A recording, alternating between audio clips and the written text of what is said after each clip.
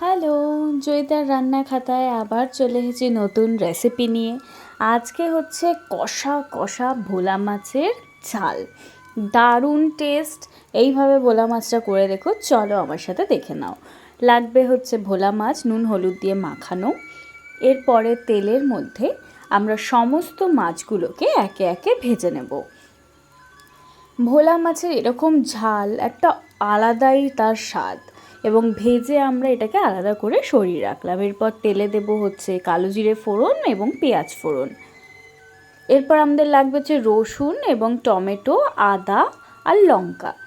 রসুন টমেটো আদা লঙ্কাকে আমরা মিক্সির মধ্যে দিয়ে দিলাম, একটা পেস্ট করে সেই পেঁয়াজের মধ্যে আমরা অ্যাড করে দিলাম। ভালো করে নাড়াচাড়া করে নেবে। এরপর আমরা দিলাম জিরের গুঁড়ো, লঙ্কার গুঁড়ো, হলুদ গুঁড়ো এবং অল্প পরিমাণ চিনি এবং নুন।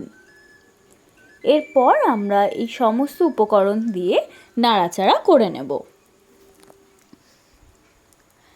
ভালো করে নাড়াচাড়া করবে এবং একটু সময় দেবে হওয়ার জন্য। যখন দেখবে তেলটা ছেড়ে গেছে তখন আমরা মাছগুলোকে দিয়ে দেব এবং মাছগুলোকে ওলট পালট করে দেবে। এবং যখন দেখবে বেশ সুন্দর একটা কালার হয়েছে, দিয়ে দেবে হচ্ছে একটু জল, এবং হ্যাঁ, দুটো কাঁচা লঙ্কাও দিয়ে দেবে। এরপর ভালো করে নাড়াচাড়া করবে, দেখবে কালারটাই চেঞ্জ হয়ে গেছে এবং দেখে বুঝতেই পারছো যে পুরো মশলাটা সুন্দর কিন্তু একদম মাখা মাখা হয়ে গেছে। এরপর একটু সময় দেবে হওয়ার জন্য, তেলটাও ছাড়বে এবং কালারটাও দেখো কত সুন্দর এসেছে। এবং নামাবার মুখে দিয়ে দেবে হচ্ছে ধনেপাতা। ধনেপাতা দিয়ে একটু হতে দেবে এবং তারপর নামিয়ে দেবে হচ্ছে ভোলা মাছের ঝাল।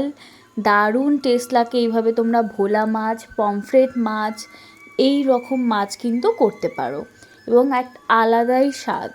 এবং আমার ভিডিওস যদি তোমাদের ভালো লাগে অবশ্যই লাইক, শেয়ার অ্যান্ড সাবস্ক্রাইব করো, এবং তোমরা কী ধরনের ভিডিও আমার কাছে দেখতে চাও অবশ্যই কিন্তু জানাতে পারো। সো আজকের মতন টাটা।